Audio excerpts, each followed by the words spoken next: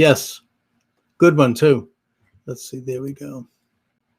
Sprecher? Sprecher. Okay. So that's my new syndicate. And I'm on about 7 live streams. My TikTok has been restored to the live stream.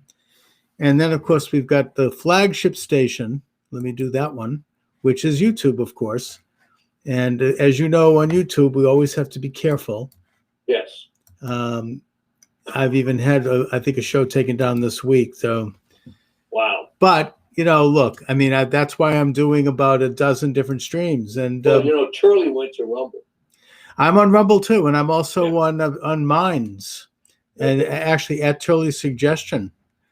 So that one is a kind of a pre-record, and then when I download onto Podomatic, it automatically goes to iTunes, Stitcher, iHeartRadio, Spotify. It's amazing, actually. Cool. So anyway, Michael Shaw's with us. We do this thing every Wednesday at 2 p.m. my time in Boston, which I think is your time as well. You're in Washington now, right, Mike? Well, Northern Virginia. Okay. But close enough. Yeah, you're in the suburbs of the beast. Yes. And we talk politics and science, kind of an intersection, because you're a science writer, you're a chemist, you've got over 1,000 columns posted over the years. We've been talking about the pandemic, obviously, which, by the way, speaking of which, news today indicates that it's dropping rapidly.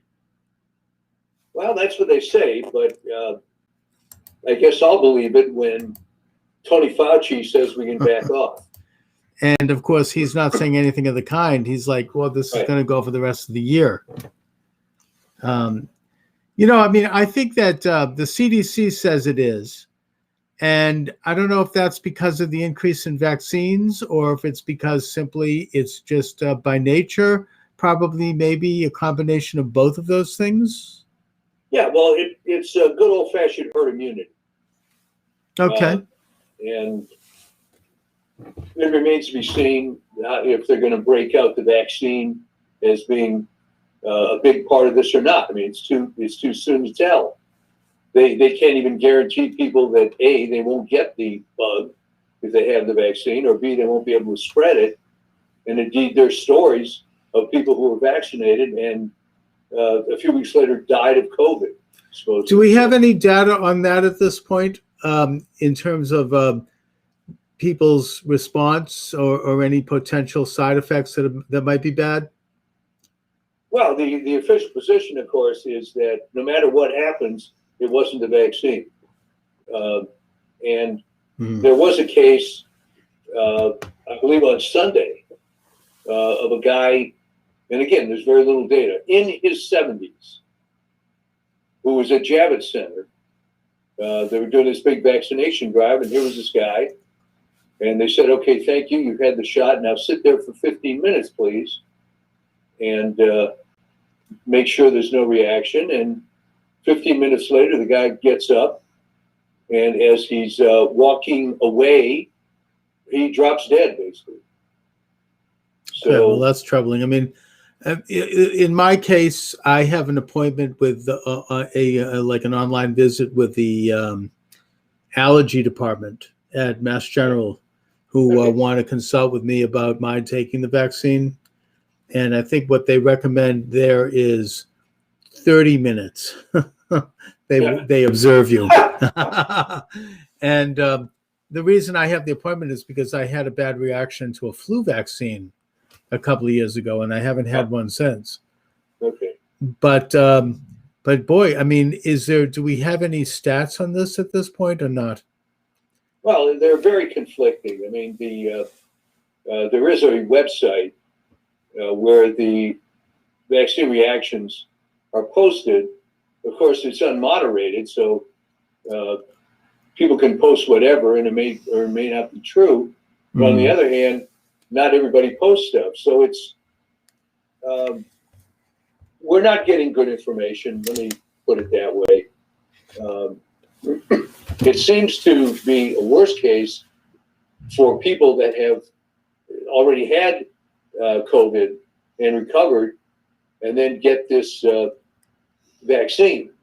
Whether that's because you're really overloading your system, I just don't know. Well, that would make sense. I mean, why would somebody even get the vaccine if they've already had it because they've got immunity, right? At least for a time. Well, there's two things that bother me. One is that there's a push, as there should be, for kids to go back to school. Sure. And the CDC has said, you don't even need to be vaccinated, teachers or students, go back to school. Right. All right. So then riddle me this, bad man. If you don't need to be vaccinated to go back to school, and there are people who have had COVID and have bad reaction for the vaccine, I mean, what is it that's so special about the vaccine-derived immunity compared to just good old-fashioned your body doing it immunity? Mm-hmm. And there's fanatics on all sides. But I think, isn't it true conventionally that usually once you've had something like this, you do have immunity, at least for a time? Well, that's been the conventional wisdom for about 300 years, but maybe they're trying to push a narrative here. Okay. Because there is, on the, I believe, CDC website, that very question is asked. I've had COVID, I've recovered, do I need the vaccine? Right. All right, conventional wisdom would be, no, you don't. But that's not the narrative that's being pushed. I mean, in general, vaccines are to protect people that had no inherent immunity. That's what Edward Jenner discovered when he compared the milkmaids to people that weren't milkmaids, cowpox versus smallpox, and so forth. So I think seems to be an agenda of, there's people on the anti-vax side that are crazy. Right. And there's people on the pro-vax side that are just as crazy. I've actually heard people say that if anybody dies after taking the vaccine, they're going to die anyway at that very moment. There was some academic guy with some credentials that said that. That's terrible. I would think that what do I know? I'm not a doctor, but and nor do I claim to have any scintilla of authority in the subject. But it seems to me, you have played one on TV. It seems to me that if someone is going to get the vaccine, the first step might be to get tested to see if they've already had the virus. And if they have, then maybe not in terms of getting the vaccine. Well, I mean, you're absolutely right, but here's the problem. All right, this virus has been out there for well over a year. Right. I would believe that virtually everybody has been exposed to it. Sure. So you have, after a fashion, some amount of immunity that might not be enough. But if you've had the acute disease, there's something better for conferring antibodies than that. On some vaccines, it's true they put in what are called adjuvants that make it a little more powerful what they're giving you, but I don't believe that's the case here. You're simply creating the antigen, and then you're creating the antibodies against that. I also found out that the Moderna vaccine is about 3 times more powerful than the BioNTech Pfizer. Is that good? Is that a good thing or a bad thing? I mean, what should we glean from that? I don't know what to glean from it because they apparently still had the same amount of efficacy, although the way efficacy is determined is a little sketchy too. Most people would think, well, this will prevent you from getting the acute disease, but I don't believe that's how they tested it. I think what they did is they give people the vaccine, and then you can walk around in the wild, so to speak, and see if you're going to pick up the virus. But I would imagine that, compared to the polio vaccine, the test case would be, all right, I had the vaccine, and I'm not going to get polio. Whether I may have an antibody for it, So that was the assumption. It still has to come out.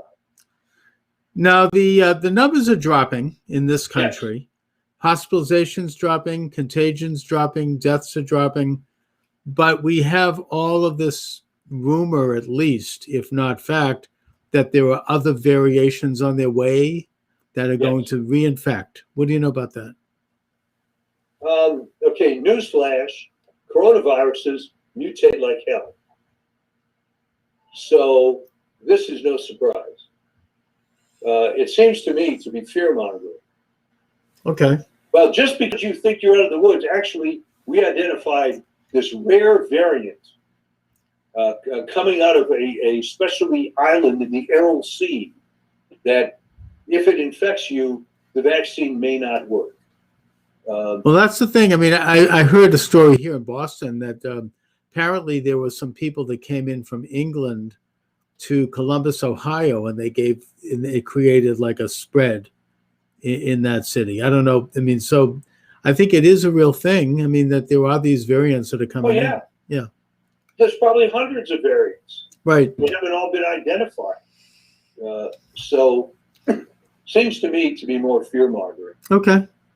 We're going to get you scared about everything. I know. I mean, you know, I was talking about this with Michael Schmidt in the first hour that he's a blogger that writes his similar views to mine, that the states that are so particularly involved in this kind of mandate power, they're not going to give that up so easy. Oh, you no. know? Oh, no. It's going to be, if it's not this thing, it'll be the next thing. Well, now the CDC came out and said, actually, there's probably 83 million people infected instead of the, 30 or 40 million that they thought. The fact is they have no idea. Right. Modeling only works if the assumptions are good. They've also come out with the sudden announcement, and I think it's completely unverified and unbacked by any actual science, that they are convinced, and forget about it, that this virus did not come from the Wuhan lab. It was not a biological weapon. It was not manufactured. Now, I have no idea if it was or wasn't, but it just seems to me like they're announcing this without any kind of, vigorous standards of investigation. Well, not only that, the announcement that you're talking about that came from WHO, now they're admitting that the investigation was done by the Chinese. Oh, lovely. And I think it's also safe to say that whether or not it came from a lab, China covered it up for months, and that caused, so you can't accurately call it the China virus. Well, there are people that, or the communist. Let me be more precise. The communist China virus. I'm not saying that Chinese people have anything to do with this. There are people who actually believe that the death figure given from China of 4,500 is accurate. How can they know that? China's not a free country. So try to wrap your arms around this for a minute. All right. We have 100 times more deaths in a country with 1/5 the population. But there are people that are quoting that as if it were the gospel. How can you trust? As the old saying goes, you can trust a communist to be a communist. Yeah. I mean, we don't know what's going on in China. They don't have freedom of press. They don't have free speech at all.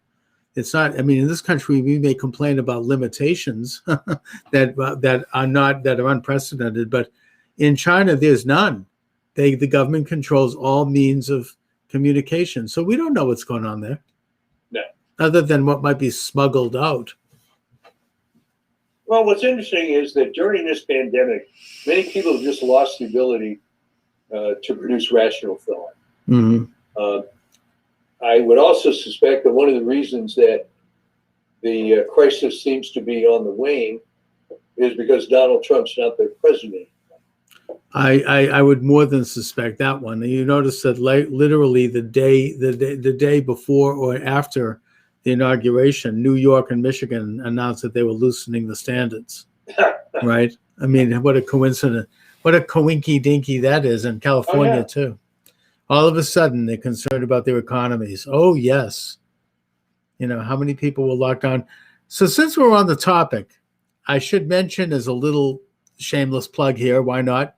I'm doing this show, that I've now released my second short book, my second pamphlet, if you will. I mean, I'm limiting these books to about 10,000 words. So these are quick books. This is my second one. I'm writing them all. I want to write an average of one a month. And this one is called Toward Fascist America, 2021. The year of where fascism was launched. I mean, I would have called it Toward Nazi America, but I didn't because my daughter objected to that. So, and maybe it might have gotten more censored. But the book is now available, and it's on Amazon. And if I think the first maybe 30 copies are free. So if you want to get a copy free, get up there, and grab your copy.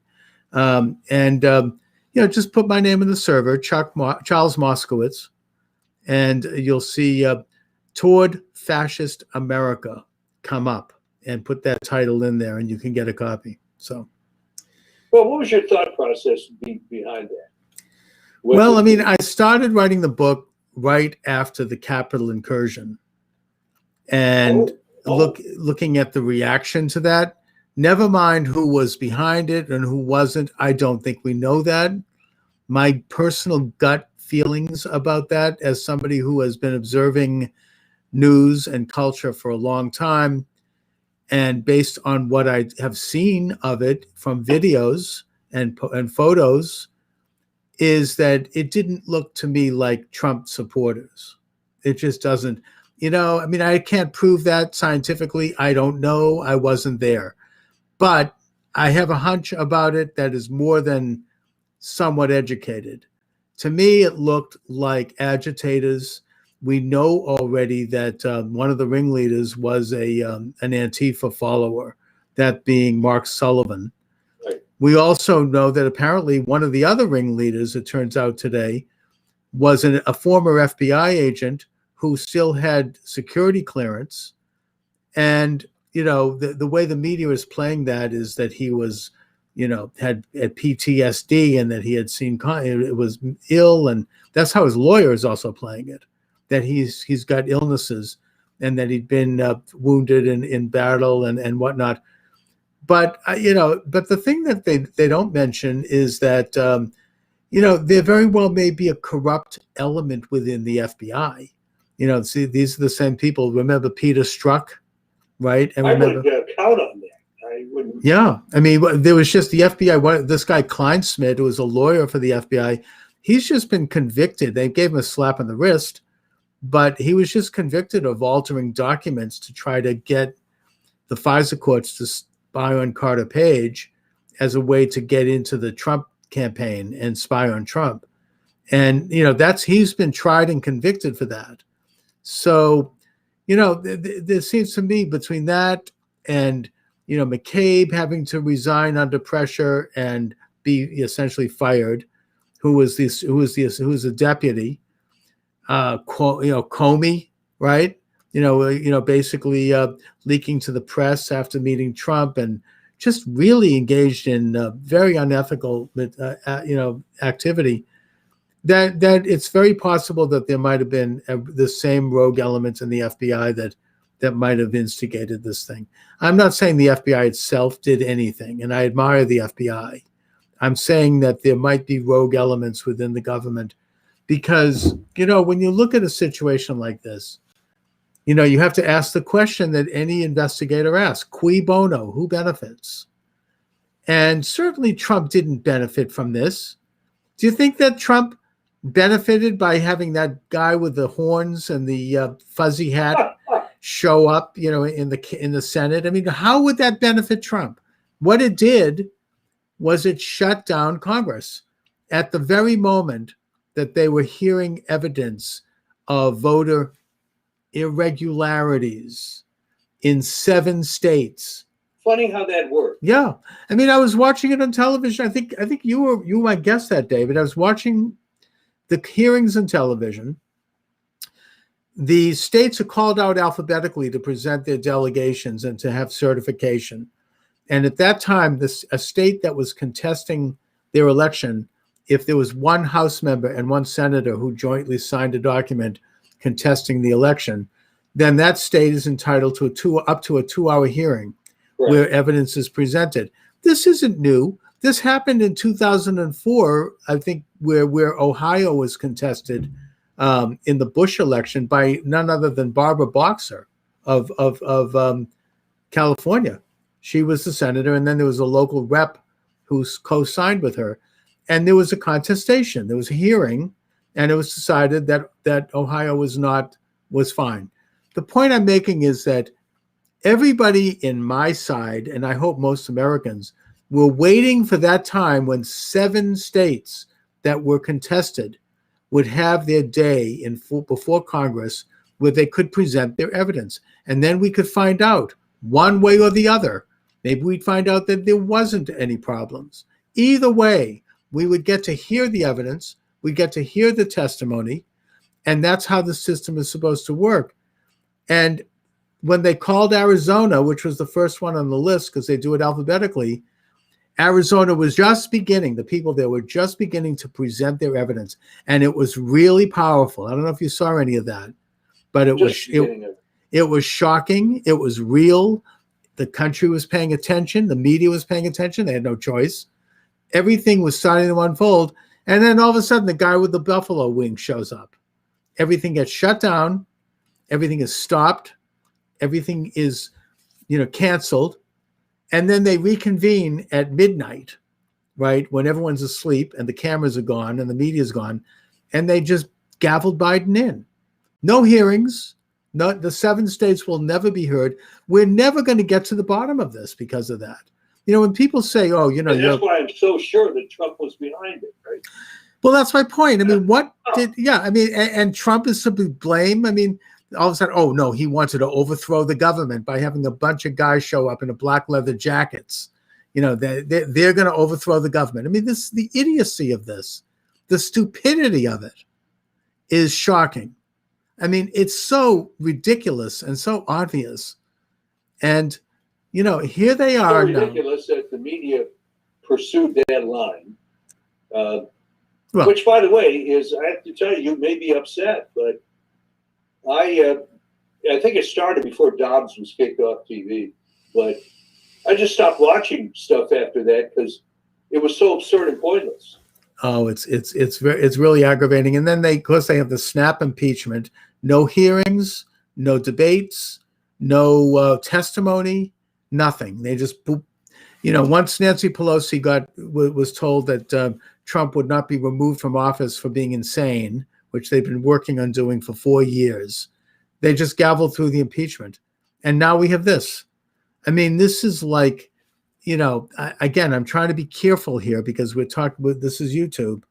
But my way of thinking is that this is like the Carthaginian answer to a coup. They've taken over. They have this city.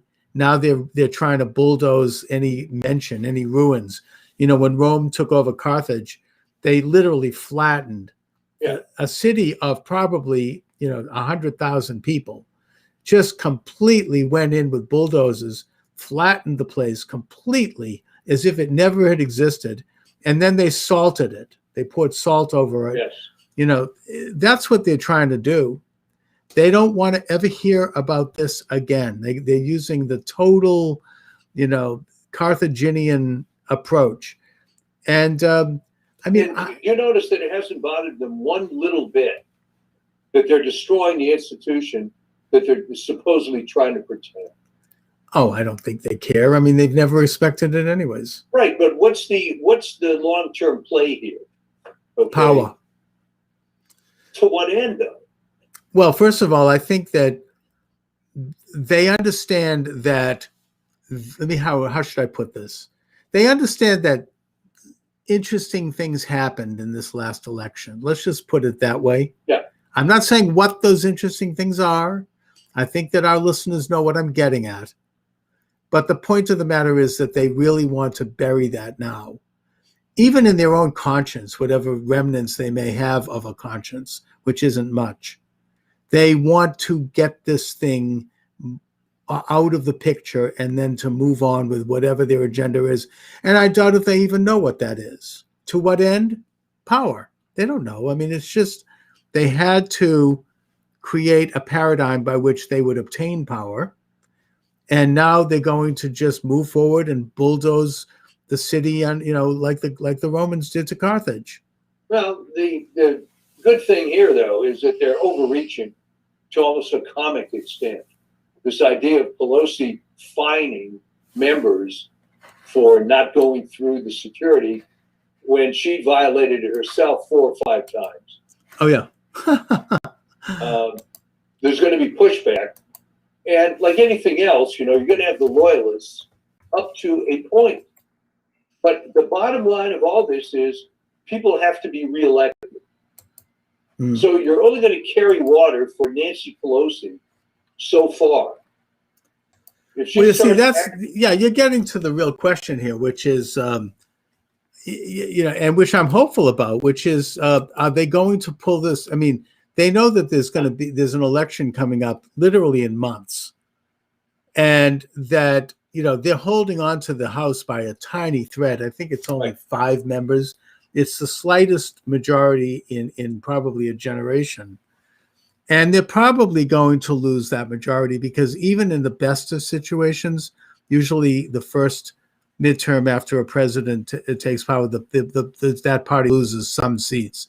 So they can't afford to lose too many. I mean, apparently even in New York, this recent contested election finally has been resolved in favor of the Republicans. So they're down to just a shadow.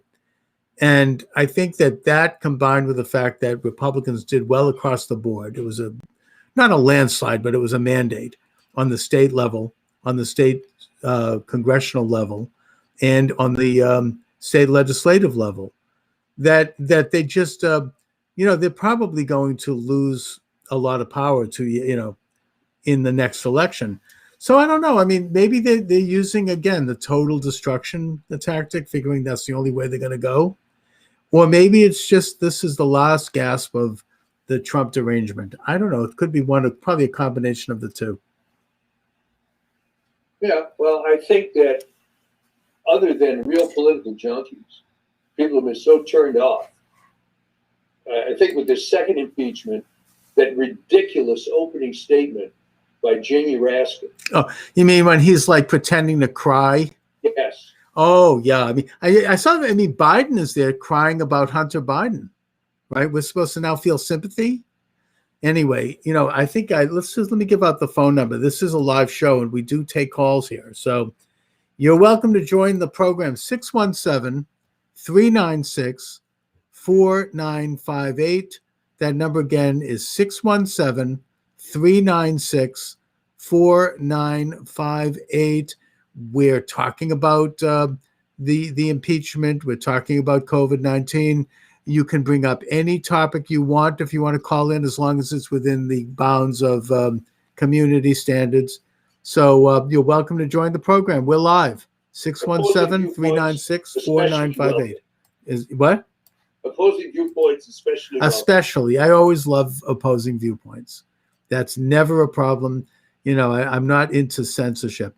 I've got a text here from TikTok. One world government, they are defaming America to destroy pride and usher it in. I agree with that. Yeah. That's clear. These executive orders are absolutely in that direction. I mean, I think that somebody in the Biden orbit, who knows Biden, what he thinks. I mean, that's very questionable, but they've even said they want to dismantle Trump's idea of putting America first. And what does that tell you? Well, what does it tell you when Jan Psaki basically mocks, I think it was Steve Ducey's or somebody's question. Yes, I heard about that. Where are all these green jobs? Okay, by the stroke of a pen, you eliminated 11,000 jobs on Keystone XL pipeline. So more than that. I'm one of the guys. So point me to where I can get this green job. All right. Mm-hmm. And it's the same BS There are no green jobs. All right. It's crap, and it's more than just 11,000 jobs. There's 11,000 people who literally woke up the next day and had a pink slip. They're out of work. But it's really, in the broader sense, it's probably 100,000 jobs if you look at all of the ancillary industries and ramifications of industries, the whole ripple effect. Top restaurants that serve those little towns. And we don't know why he did it, because first of all, apparently, I mean, this is terrible, but those executive orders were sitting on his desk the minute he walked into the Oval Office. They had been set up by none other than former Attorney General Bill Barr, apparently. Did you hear that? Well, yeah. Well, look, the whole thing with that guy, he's such a swamp guy. Who was it who recommended Bill Barr to Donald Trump? I think it was Chris Christie. Oh, yeah, terrible. That's very bad. Bill Barr was terrible even years ago when he was in the Bush administration. Yeah. Never forget that he was the guy who pro bono defended the FBI sniper that shot Vicky Weaver. All right. Why? Fine. The guy deserves a defense, obviously, but why be the first in line? You know, he should have put in Sidney Powell, is what he should have done. But putting that aside, that would have been amazing.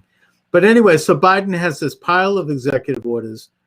Apparently, this one, there's never been an explanation for it, but I assume that the public is the radical left part of the public thinks that this is good for the environment.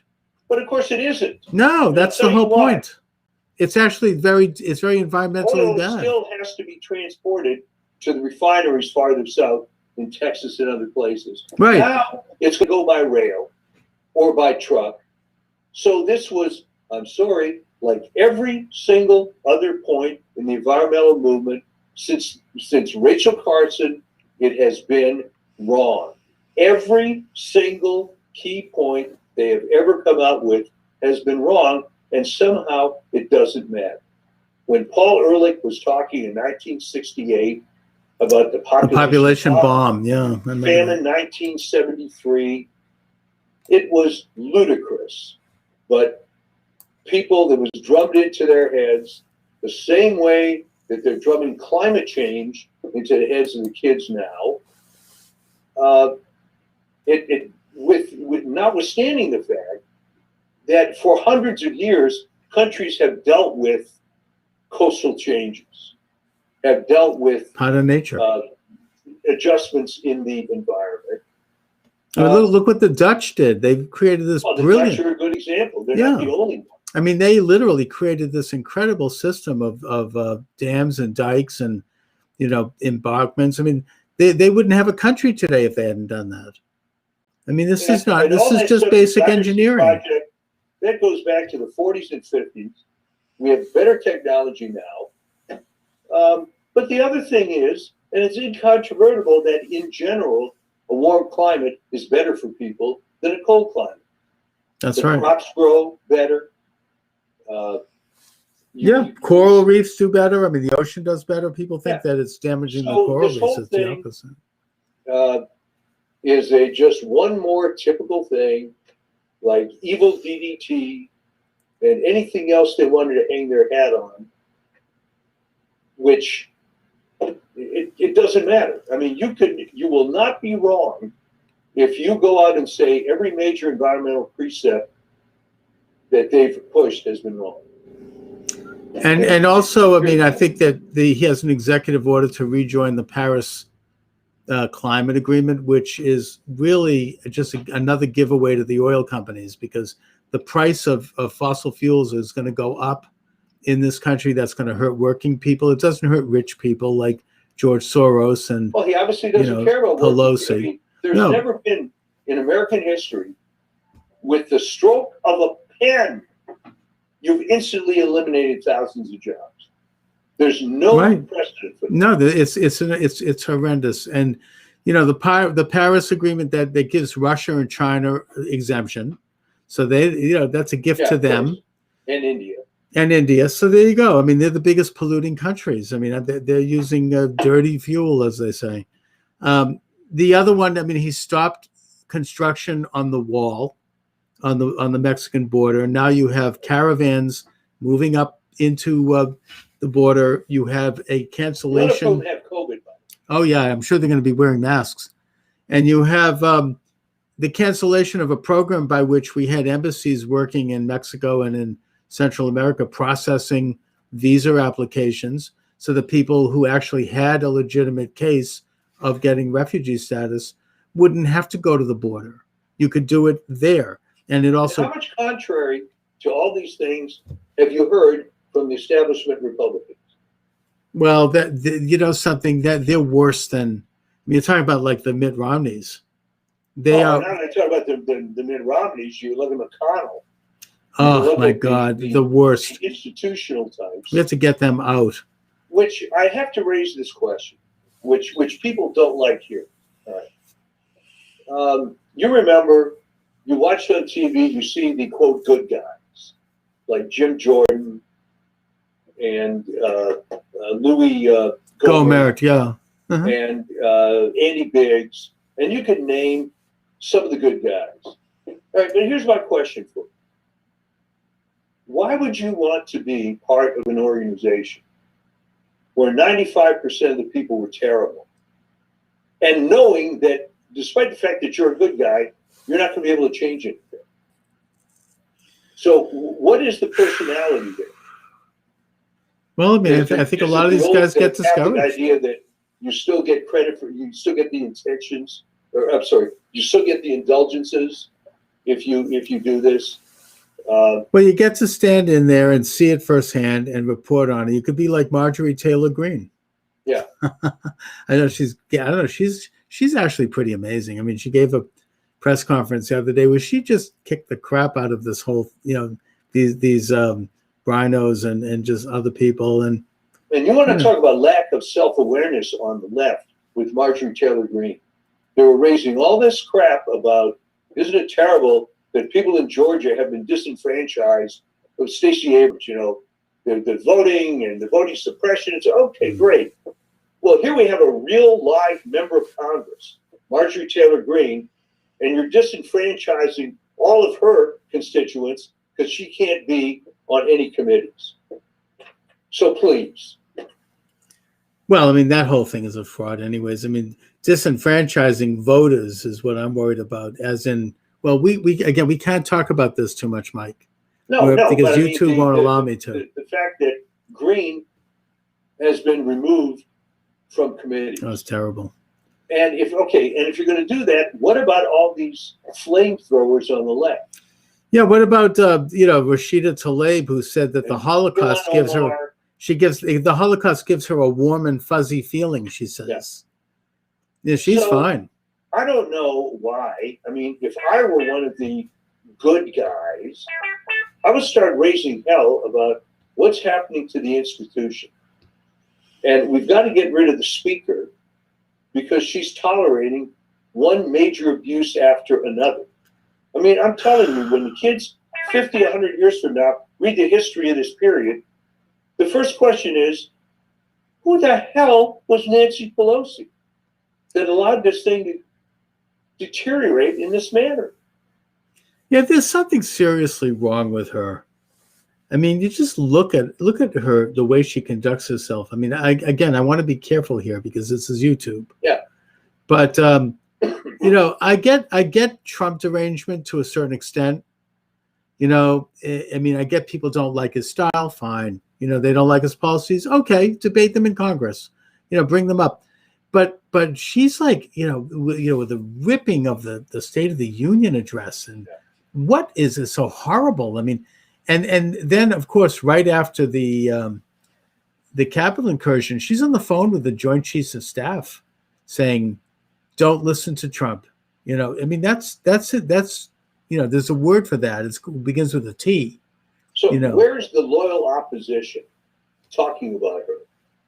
Are we going to have this parliamentary Marquess of Queensberry lace curtain country club affair, or are we going to figure out how to at least turn this into a rational situation. So, you know, for all the talk of the Jim Jordans, et cetera, and frankly, all the investigations that are done by Judicial Watch, it hasn't added up to anything.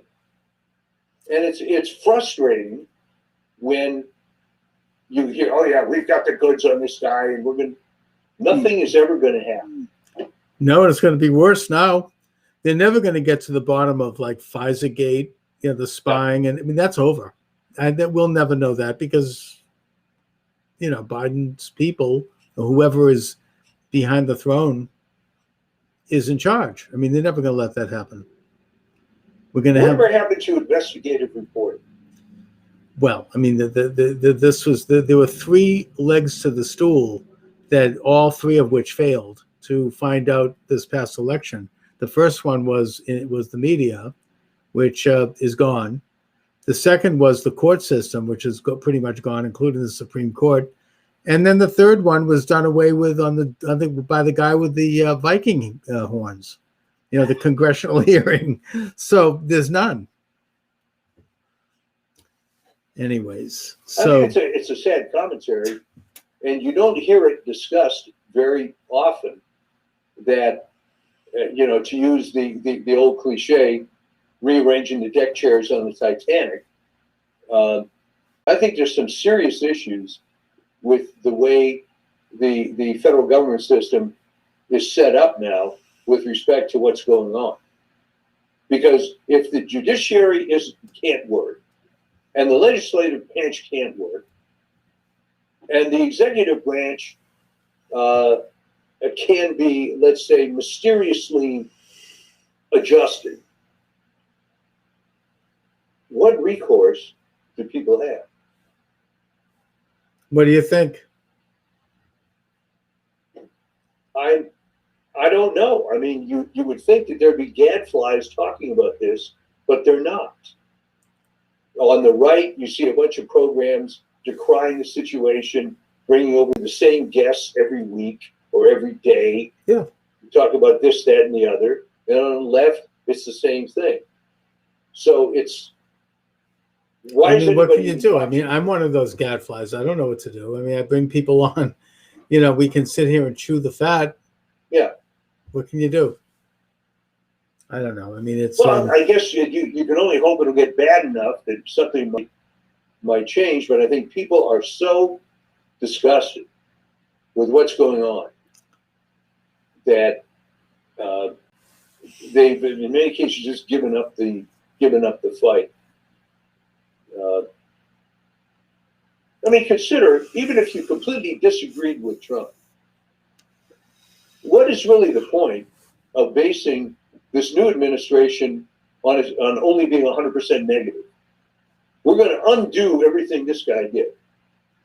That's our platform. And without any, yeah, I mean, and there's no rationale for it. Now, I don't even think Biden wants to have caravans of people crossing the border. I mean, Yeah. Maybe he does. I don't know. But, I mean, I actually, look, I know that, you know, maybe I'm the type that's going to go down with the ship and all that. But I still believe that Donald J. Trump is going to play a role. I don't think he's done. My understanding is, and one of my sources on this is Steve Turley, because, you know, and also Steve Bannon has been talking about this on the Pandemic War Room, which is excellent. You can't get it on YouTube now. You have to go. You still can get it on Apple. You go to the Apple. I mean, I listened to it through the app. And that is that Trump is planning a comeback and that he is going to be running in 2024 and that he will probably win if he stays healthy and he stays safe, and that it's going to be the most incredible comeback in the history of this country, possibly in the world. Well, from your lips to God's ear. But I mean, I've seen, not in politics, but I've seen situations in the medical field, which, let me tell you what happens. There was a guy, obviously will not mention his name, doctor in Beverly Hills, California, who actually was my doctor when I lived there. Mm-hmm. From the time I was 15 years old to when I left California. For various reasons, he ran afoul of the extremely left-wing medical establishment in the state. So what they did was they arranged for a couple of, in retrospect, obviously trumped up incidents to get him in trouble with the licensing board. Mm-hmm. This first one involved a 95-year-old woman who was in terrible health that needed prescription refill. In theory, should require an office visit. She was in bad shape.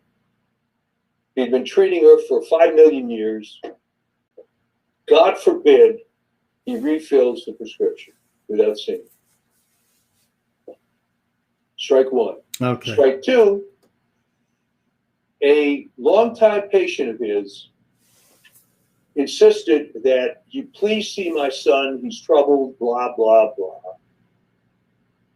The doctor didn't really want to do it. He knew something about this family and so on, but as a favor, he did. Out of the blue, this son accuses the doctor of making some sort of sexual assault in the office, which was completely ridiculous. All right, anyway. Yeah. In his defense, he gets 1,500 letters of commendation from his patients over the years. The California board doesn't even read any of them. And when he called me and told me about all this, he said, you know, Mike, this is a number of years ago. I'm 75 years old. I've had a good practice. I have enough money. You know what? Screw it. Right. So I'm afraid that Donald Trump, I get it. Yeah. some of those thoughts might be going through his mind. Yeah. I mean, look, after all, I did good. He did. I got shafted for it. He could go back to his golf game and be very proud and talk about his accomplishments with his friends.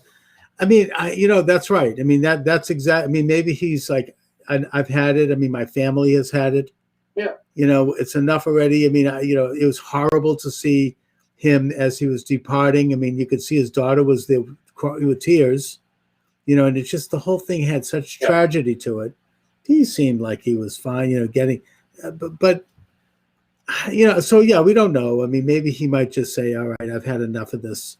But, he seems to be the type of guy that thrives on this sort of adversity. That is true. He seems to, I mean, I've heard things like, for example, apparently Don Jr. is in conversations with Elon Musk about creating an alternative media entity to compete. Oh, that would be killer. Oh, yeah, to compete with Facebook or Twitter. And the first host they should hire is you. Well, I mean, I'll be as much involved with that as I can. I mean, anybody.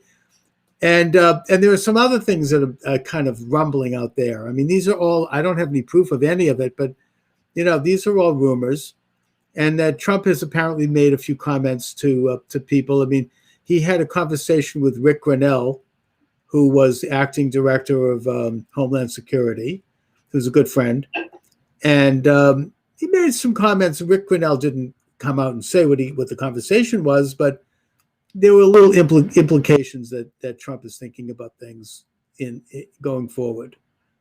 And, I mean, I hope that he does, and I think that he's one of these unique people in history. I mean, that really, has changed and could continue to change history. He knows what the score is. I mean, he understands how these inner workings. I mean, on the one hand, I'm critical that maybe he could have done a better job of not getting, sucked in with people like Bill Barr and some of these other traitors to him. But on the other hand, look, it's easy to say from the outside. Well, I would defend it this way. All right. His first reaction upon taking office was, holy crap, I got to fire everybody. But then he should have. Realized, no, how can you do that? No, he should have fired. I mean, actually, that is Oh, I agree. No, this is actually something that I am critical of Trump over, because this is what new administrations do. I mean, Biden is doing it, and I get that. He's just fired all of the federal attorneys.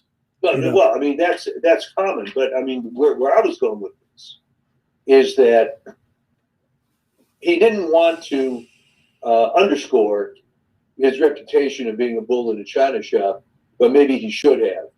And I promise you that Bill Barr lied his ass off to Trump. Oh, yeah. I mean, that seems quite obvious now. And Bill Barr was one of these people who spoke so eloquently with conservative values, and he was giving speeches. He had everybody conned. I was sucked in by it. Maybe Trump, I just knew his history. That's right. And maybe Trump is a little too trusting. You know, I mean, Trump was not used to. I don't believe, and I can't read his mind, but I don't think in business, not politics. Mm-hmm.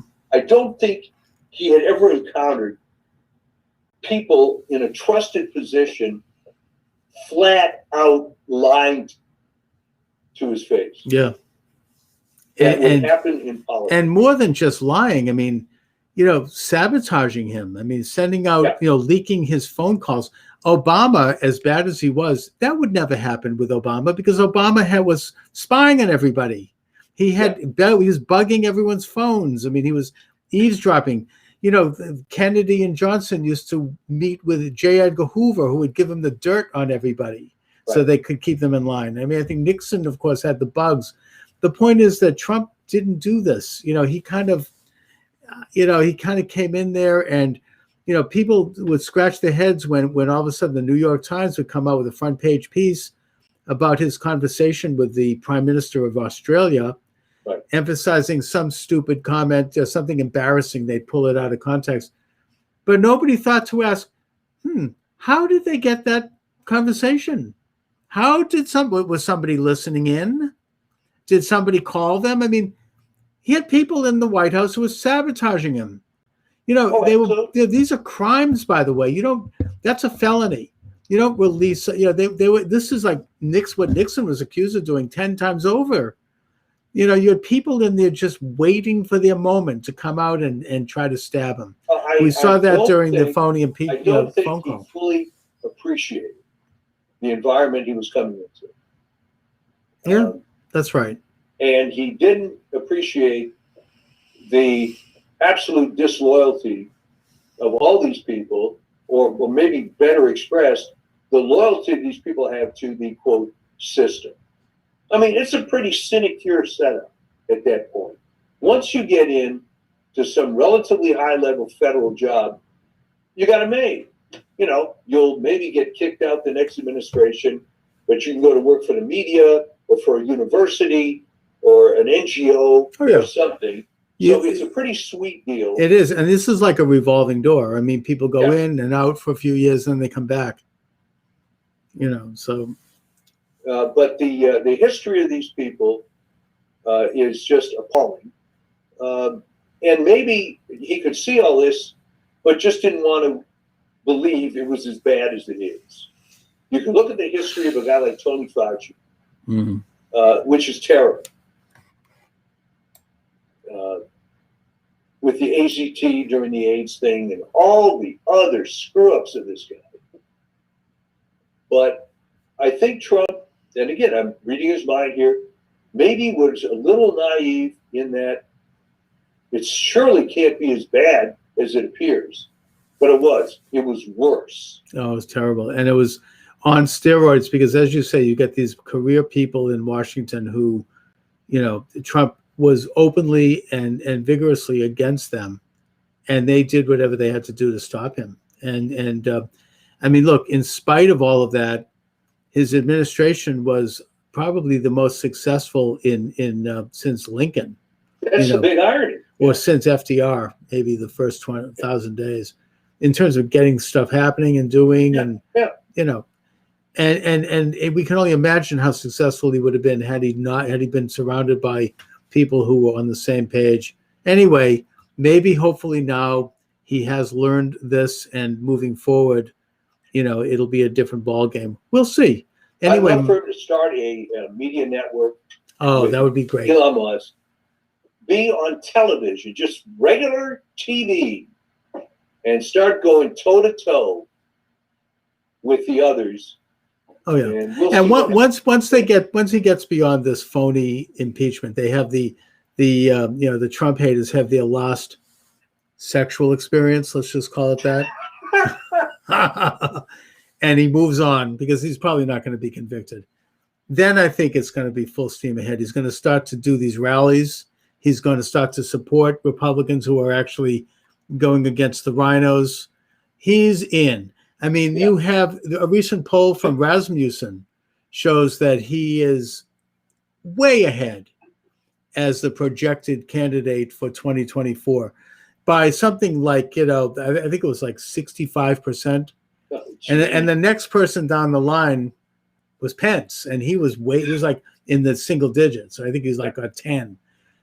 And of course, Biden entered office in the same Rasmussen poll with, I think it was 47%, which is terribly low. I mean, Obama entered with like 65%. Yeah. Trump entered with 55 or 60. So, this is a very weak, administration. And I think that once Trump gets going and once he kind of gets his mojo back, he's going to have a lot to work with on this. And last question for you. Yeah. Will it get to the point, and I think relatively soon, where Biden is screwing up so much that even the sycophant media will turn on a little bit? Oh, I don't know. I mean, it's so awful now. I mean, with Psaki, I mean, with the circle, I'll circle back to you. What they call circle back Psaki. Did you see the YouTube video on that? I'll circle back. I'll circle back. I'll circle back. I'll circle back. And it's so boring and so lame. Of course, they don't have all the leaks to work with. They don't have the FBI, people dropping a dime on Biden. Nobody knows what he's doing or what he's thinking. So it's just dull. You look at that press conference and the way the media is just, it's just feckless. I don't know. I think one of the reasons they're keeping this conviction alive is because they're making money from it. Trump is revenue. Yeah. He brings ratings. I mean, Rachel Maddow, what's she going to talk about? She spent 4 years making millions with the top ratings, attacking Trump every day, and they're hooked on it. So, if he, with him gone, what are they going to do? I mean, they're going to talk about Biden, really? I mean, the man probably... They're going to fade away. I predict people are going to stop watching these shows. Even the liberals. What's the point? Well, they're going to try to invent a new enemy of the masses. This is what they're trying to do with Marjorie Taylor Greene. It's not going to work. It's just it ain't going to have the same action. I mean, they need Trump. They want Trump, right? Anyways, Mike, listen. Thanks for joining me. As always. Always a pleasure. And we'll talk next week. Sounds good. All right. Take care. Thanks a lot.